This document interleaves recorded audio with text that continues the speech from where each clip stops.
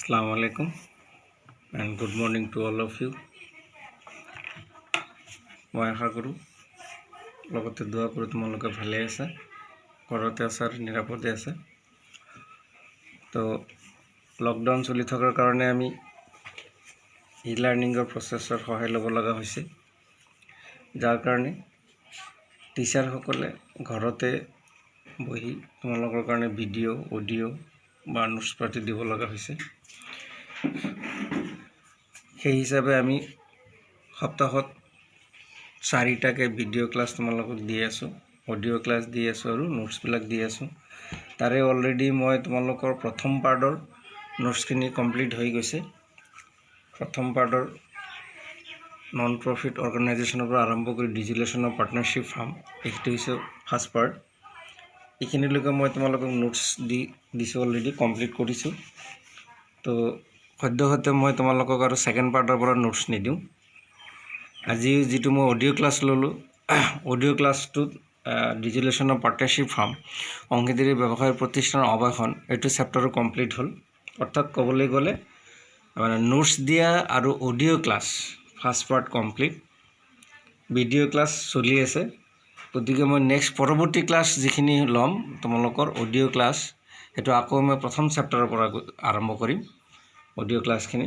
আৰু video' class admission of partner এইটো চেপ্টাৰত চলি আছে আৰু এইটো চলি থাকিব। তো এডমিশ্যন অফ পাৰ্টনাৰ এই চেপ্টাৰটোৰ যোৱা ক্লাছত মই তোমালোকৰ লগত আলোচনা কৰিছিলোঁ the methods of valuation of goodwill, সুনাম মূল্যায়নৰ পদ্ধতি।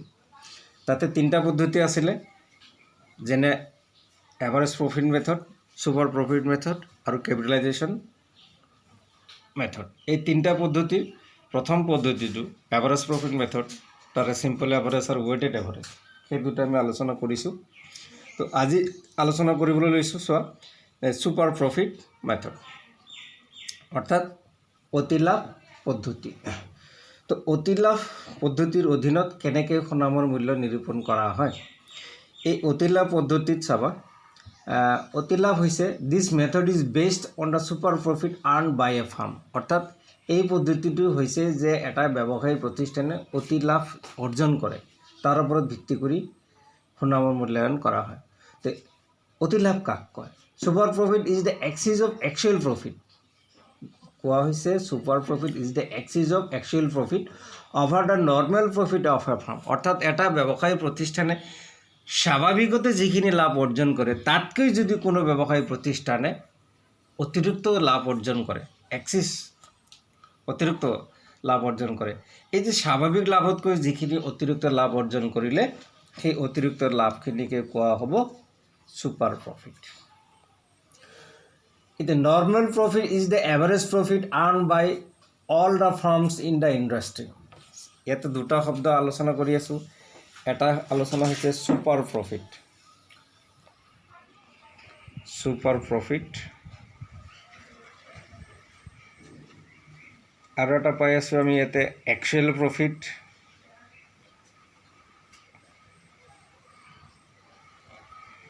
Normal profit.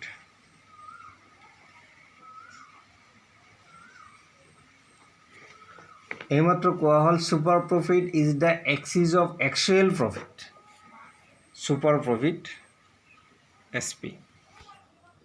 যাক আমি কওঁ ছুপাৰ প্ৰফিট কি বুলি কোৱা হৈছে, is the excess of actual profit over the normal profit. অৰ্থাৎ actual profit is greater than normal profit. এই শব্দকেইটা আমি পালোঁ। একচুৱেল প্ৰফিট মানে কি, যে এটা ব্যৱসায় প্ৰতিষ্ঠানে ব্যৱসায় কৰি থাকোঁতে প্ৰকৃততে যি লাভ অৰ্জন কৰিছে সেইটো হৈছে একচুৱেল প্ৰফিট। আৰু নৰ্মেল প্ৰফিট স্বাভাৱিক লাভ। এতিয়া স্বাভাৱিক লাভৰ কথাই আলোচনা কৰিবলৈ যাওঁতে আমি এইকেইটা শব্দ ব্যৱহাৰ কৰিব লগা হ'ল। নৰ্মেল প্ৰফিটৰ কথা হৈছে যে এটা ইণ্ডাষ্ট্ৰী মানে অধীনত, এটা উদ্যোগৰ অধীনত normal profit is the average profit earn by all the firms in the industry. অৰ্থাৎ এটা ইণ্ডাষ্ট্ৰীৰ অধীনত যিমান ফাৰ্ম আছে সেই ফাৰ্মবিলাকে গড়ে যি লাভ অৰ্জন কৰে সেইটো হৈছে স্বাভাৱিক নৰ্মেল প্ৰফিট। এতিয়া ধৰা হ'ল মই এটা এক্সাম্পল দিছোঁ ইণ্ডাষ্ট্ৰি এটা বাছি লৈছোঁ ইণ্ডাষ্ট্ৰি তো আমি ইণ্ডাষ্ট্ৰি এটা বাছি লওঁ ধৰি লৈছোঁ আমাৰ মোবাইলৰ নেটৱৰ্কিং ইণ্ডাষ্ট্ৰিৰ কথা আমি ধৰি লৈছোঁ মানে নেটৱৰ্কিং বিজনেছ নেটৰ কথা ধৰি লৈছোঁ এতিয়া মোবাইল নেটৱৰ্কিং বিজনেছ কোৱাৰ লগে লগে আমি ইয়াত বহুতকেইটা কোম্পানী আহি যাব ছাপ'জ ৰিলায়েন্স ছাপ'জ ভোডাফোন ধৰা হ'ল এয়াৰটেল আৰু কিবা আছিলে টাটা কিবা এটা আছিলে টাটা এয়াৰচেল এনেকুৱা ধৰণৰ বহুতকেইটা যিটো মানে মোবাইল বিজনেছৰ লগত জড়িত মোবাইল নেটৱৰ্কিঙৰ লগত জড়িত এইটো এটা ইণ্ডাষ্ট্ৰি ধৰি লৈছোঁ আমি এইটো এটা ইণ্ডাষ্ট্ৰি এই ইণ্ডাষ্ট্ৰিৰ অধীনত এইবিলাক হৈছে একো একোটা ফাৰ্ম ৰিলায়েন্স এটা ভোডাফোন এটা এয়াৰটেল হয়তো টাটা টাটাৰ ইণ্ডিকা নে কিবা আছিল tata.com এনেকুৱা এটা আছিলে তো এনেকুৱা ধৰণৰ এইবিলাক একো একোটা হৈছে মানে ইণ্ডাষ্ট্ৰিৰ অধীনত একো একোটা ফাৰ্ম এতিয়া এই ফাৰ্মবিলাকে ধৰা হ'ল ৰিলায়েন্সে 100 টকা বিনিয়োগ কৰি লাভ অৰ্জন কৰিছে আমি ধৰি লৈছোঁ 15 টকা হয়তো ভোডাফোনে 100 টকা বিনিয়োগ কৰি লাভ অৰ্জন কৰিছে 12 টকা হয়তো এয়াৰটেলে লাভ অৰ্জন কৰিছে ছাপ'জ 13 টকা হয়তো টাটা ইণ্ডিকমে লাভ কৰি আছে ধৰি লৈছোঁ আমি 14 টকা আৰু হয়তো এয়াৰচেল মৰা অৱস্থাত ধৰি লৈছোঁ 10 টকা এতিয়া এই 5টা ফাৰ্মে গড়ে যিখিনি লাভ অৰ্জন কৰিব অৰ্থাৎ 15 প্লাছ 12 প্লাছ 13 প্লাছ 14 প্লাছ 10 এইখিনি যোগ কৰিলে আমি কিমান পাম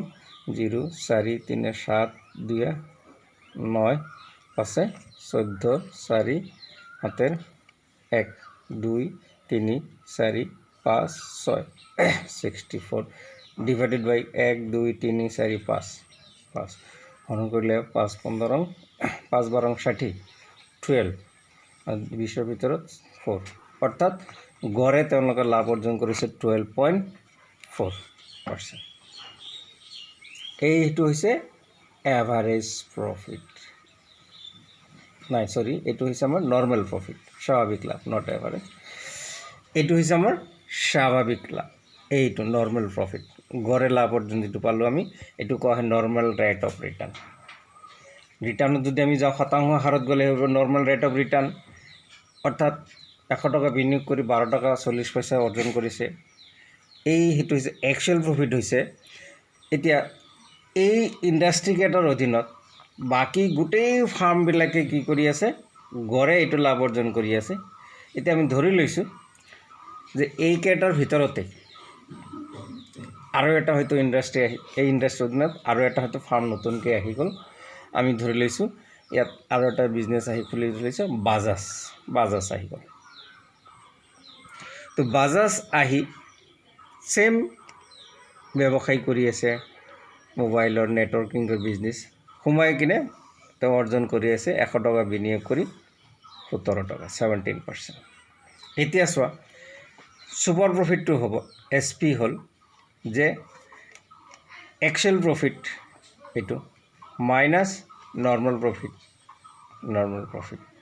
এতিয়া একচুৱেল প্ৰফিট হ'ল 17% বা 17 টকাই ধৰি লৈছোঁ আৰু নৰ্মেল প্ৰফিট হৈছে 12.4% বা আমি টকা হিচাপে ধৰিলোঁ এইটো যিটো ডিফাৰেঞ্চ হ'ল 4 টকা 60 পইচা this is the super profit এইটো হ'ল কনচেপ্ট আমাৰ তো সুপাৰ প্ৰফিট এই আছিলে এতিয়া আমি আলোচনা কৰিম যে if a firm can earn reputation in the market and there is a heavy demand for its product or service then it can earn super profit তো সুপাৰ প্ৰফিট কোনে অৰ্জন কৰিব পাৰে যদিহে কোনো এটা ব্যৱসায় প্ৰতিষ্ঠানৰ মাৰ্কেটত ৰেপুটেশ্যন অৰ্থাৎ সুনাম অৰ্জন কৰিব পাৰে তেতিয়াহে সেই ব্যৱসায় প্ৰতিষ্ঠানৰ যিটো প্ৰডাক্ট উৎপাদিত দ্ৰব্য বা আগবঢ়োৱা সেৱা তাৰ বিনিময়ত গ্ৰাহকৰ যিটো চাহিদা এই চাহিদাৰ পৰিমাণটো বৃদ্ধি পায় আৰু সেই চাহিদা বৃদ্ধি পোৱাৰ কাৰণে এটা ব্যৱসায়িক প্ৰতিষ্ঠানে অতিৰিক্ত লাভ অৰ্জন কৰিব পাৰে। সুপাৰ প্ৰফিট কাৰ কাৰণে সম্ভৱ? যিবিলাক ব্যৱসায়িক প্ৰতিষ্ঠানে ইতিমধ্যে বজাৰত সুনাম অৰ্জন কৰিছে, সুনাম অৰ্জন কৰাৰ ফলত সেই ব্যৱসায়িক প্ৰতিষ্ঠানৰ উৎপাদিত দ্ৰব্য বা সেৱাৰ যিটো চাহিদা সেই চাহিদা বৃদ্ধি পায় আৰু সেয়া অতিৰিক্ত লাভ অৰ্জন কৰিবলৈ সক্ষম হয়। এতিয়া এই সুনাম আমি অৰ্জন কৰাৰ ফলত যি অতিৰিক্ত লাভ অৰ্জন কৰিলোঁ সেই অতিৰিক্ত লাভৰ পৰিমাণক যেতিয়া কোনো নিৰ্দিষ্ট কৃত বৰ্ষ সংখ্যাৰে পূৰণ কৰা হ'ব সেইটোকে কি বুলি কোৱা হ'ব? সুপাৰ প্ৰফিট বুলি কোৱা হয়। সেই সুপাৰ প্ৰফিটক যি কৃত বৰ্ষ সংখ্যাৰে আমি পূৰণ কৰিলোঁ সেইটো হৈছে সেই ব্যৱসায়িক প্ৰতিষ্ঠানৰ নিৰ্ণীত সুনামৰ মূল্য, ভেলু অফ গুডউইল। এতিয়া in order to arrive at the value of goodwill, সুনামৰ মূল্য নিৰূপণ কৰাৰ কাৰণে যে super profit is multiplied by a number of years, অৰ্থাৎ আমি যদি ওলাবলৈ যাওঁ value of goodwill, value of goodwill under super profit method, তেনেহ'লে এই পদ্ধতিৰ অধীনত যেতিয়া আমি সুনাম নিৰ্ণয় কৰিম তাৰ ফৰ্মুলা হ'ব ভেলু অফ গুডউইল SP, অৰ্থাৎ super profit into number of purchasing year, এই ফৰ্মুলা আমি প্ৰয়োগ কৰিম। এতিয়া SP মানে সুপাৰ প্ৰফিট। আমি ধৰি লৈছোঁ এটা সৰু এটা এক্সাম্পল লৈছোঁ যে এটা ব্যৱসায়িক প্ৰতিষ্ঠান ধৰি লৈছোঁ ৰিলায়েন্স ব্যৱসায়িক প্ৰতিষ্ঠানটোৱে সুপাৰ প্ৰফিট অৰ্জন কৰিছে, ধৰি লৈছোঁ আমি 12,000 কোটি 12,000 crore into number of purchasing ইয়াৰটো নিৰ্ভৰ কৰিব যে এই সুনাম বা এই অতিৰিক্ত লাভ কিমান দিনলৈকে ব্যৱসায়টো চলি থাকিব। তা আমি জানো হয়তো আমি ধৰি লৈছোঁ ফৰ এক্সাম্পল যে যিমান দিনলৈকে BJP গভৰ্ণমেণ্ট চলিব সিমান দিনলৈকে হয়তো তেওঁলোকে এই সুপাৰ প্ৰফিটটো কৰি থাকিব। আমি ধৰি লৈছোঁ দেই যে BJP গভৰ্ণমেণ্ট থকালৈকে হয়তো ৰিলায়েন্সে অতিৰিক্ত লাভ অৰ্জন কৰিব পাৰিব, ছাপ'জ ধৰি লৈছোঁ। সেইটো হ'ব নাম্বাৰ অফ পাৰ্চেজিং ইয়াৰ, সেই তাৰ ওপৰত এক্সপেক্টেশ্যন কৰা হয়। তো আমি ধৰি লৈছোঁ যে নাম্বাৰ অফ পাৰ্চেজিং ইয়াৰ ধৰি লৈছোঁ আমি ইয়াতে 5 years, তেনেহ'লে গুডউইল হ'ব 5 12 60,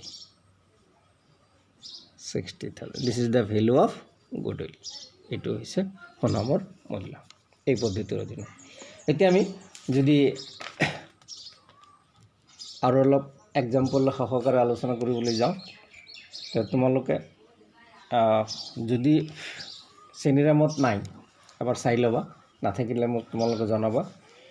difference between average profit and super profit, মোৰ নোটছতো চাবা, মই যিখিনি নোটছ দিছোঁ তোমালোকক যে গড় লাভ আৰু অতি লাভ মাজত পাৰ্থক্য যদি নোটছ দিয়া আছে তো কোনো কথাই নাই, আৰু যদি নোটছত দিয়া নাই তেনেহ'লে শ্ৰেণীৰামত এবাৰ মেলি চাবা। যদি শ্ৰেণীৰামতো নোপোৱা, নোটছতো নাই, তেনেহ'লে মোক জনাবা, মই তোমালোকক এই কুৱেশ্যনটো এটা নোটছ দিম, গড় লাভ আৰু অতি লাভৰ মাজত পাৰ্থক্য। তো সেইটো চাবা। তো এইটোৰ পিছত মই তোমালোকৰ লগত আৰু এটা এক্সাম্পল শ্বেয়াৰ কৰিম যে অতি লাভ আৰু সুনাম কেনেকৈ নিৰ্ণয় কৰা হয়। ফৰ এক্সাম্পল আমি ধৰি লওঁ যে it is expected that in a business there should be 15% profit on capital. আমি ধৰি লৈছোঁ যে এটা ব্যৱসায় প্ৰতিষ্ঠান মূলধনৰ ওপৰত যিটো স্বাভাৱিক লাভ আমি ধৰি লৈছোঁ 15%। এ বিজনেছ ইনভেষ্ট ₹1 লাখ, এটা ব্যৱসায় প্ৰতিষ্ঠানে এজন বিজনেছমেনে 1 লাখ টকা বিনিয়োগ কৰিছে আৰু ইয়াৰ যিটো নৰ্মেল ৰেট অফ ৰিটাৰ্ণ 15%, গড়ৰ লাভ হৈছে 100 টকা বিনিয়োগ কৰিলে 15 টকা। কিন্তু দেখা গ'ল প্ৰকৃততে সেই ব্যৱসায়টো কৰি উঠি তেওঁৰ লাভ হৈছে 20,000 টকা। একচুৱেল প্ৰফিট আৰ্ণ ইজ ₹20,000, প্ৰকৃততে লাভ অৰ্জন কৰিছে 20,000 হৈছে একচুৱেল প্ৰফিট।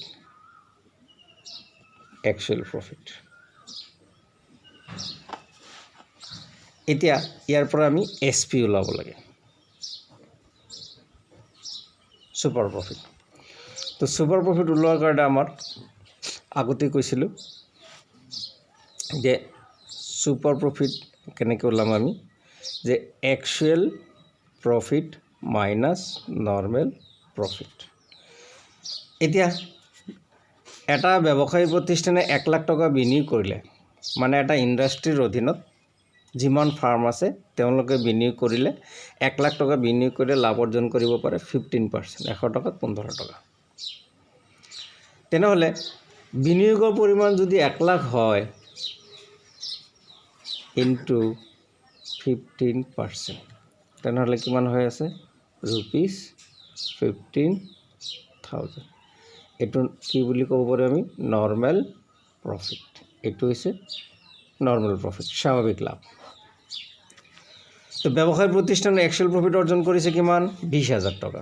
তেনেহ'লে SP কি হ'ব, actual profit 20,000 minus normal profit পালোঁ আমি 15,000।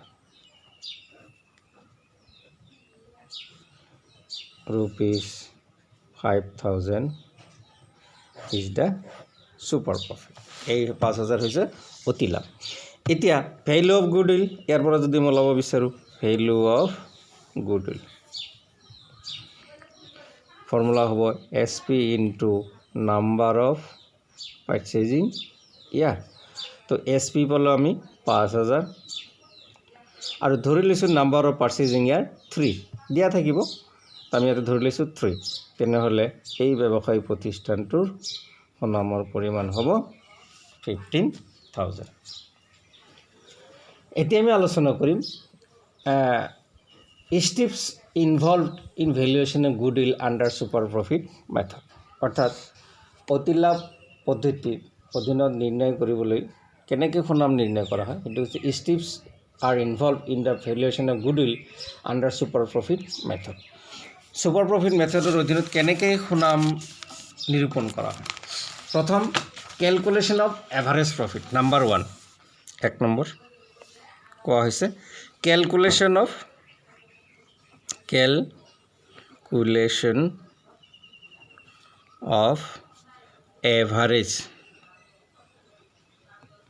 Average profit. প্ৰথমতে কৈছে এটা ব্যৱসায় প্ৰতিষ্ঠানৰ গড় লাভ নিৰূপণ কৰা। তা আমি ধৰি লৈছোঁ এটা ব্যৱসায়, আমি ধৰি লৈছোঁ এইটো ব্যৱসায়ৰ নাম দিলে আমি দৰং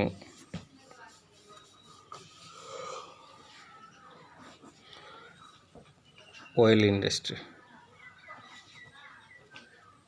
মাষ্টাৰ্ড অইল ইণ্ডাষ্ট্ৰী ধৰি লৈছোঁ। দৰং মাষ্টাৰ্ড অইল ইণ্ডাষ্ট্ৰী বিগত 5 বছৰৰ লাভ দিয়া আছে, ধৰা হ'ল 2014,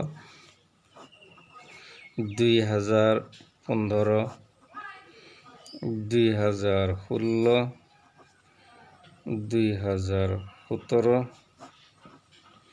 2018, এনেকুৱা বিগত 5 বছৰ লাভ দি আছে।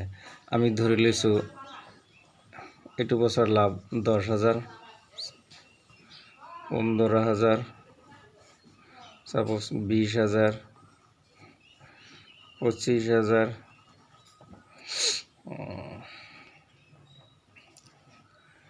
আৰু ইয়াতে ধৰিছোঁ আমি 35,000। আচ্ছা, কি কৰি ল'ব লাগে, calculation of average profit. Average profit ওলোৱাৰ ফৰ্মুলা আমি আগতে পাই আহিছোঁ, বিগত কেইবছৰৰ যিটো লাভ সেই লাভক যোগ কৰিব লাগে, যোগ কৰি সেই কেইবছৰ সংখ্যাৰে হৰণ কৰিলে কি ওলায়, গড় লাভ ওলায়। তেনেহ'লে আমি বিগত 5 বছৰ লাভ আমি যোগ কৰোঁ, 10, 15, 25, 45, 45, 50, 75, 105, 1,05,000। তো এইটো হ'ল আমাৰ টোটেল প্ৰফিট, 1,05,000। তেনেহ'লে ইয়াৰ পৰা আমি কি ওলাব লাগিব, average profit. Average profit is equal to total profit divided by total number of years.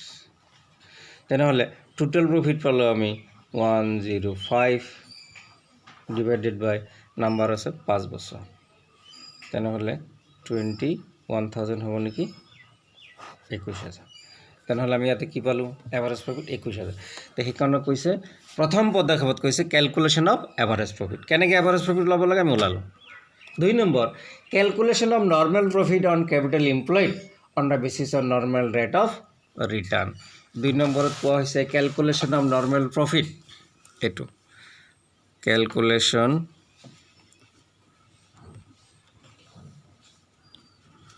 Of normal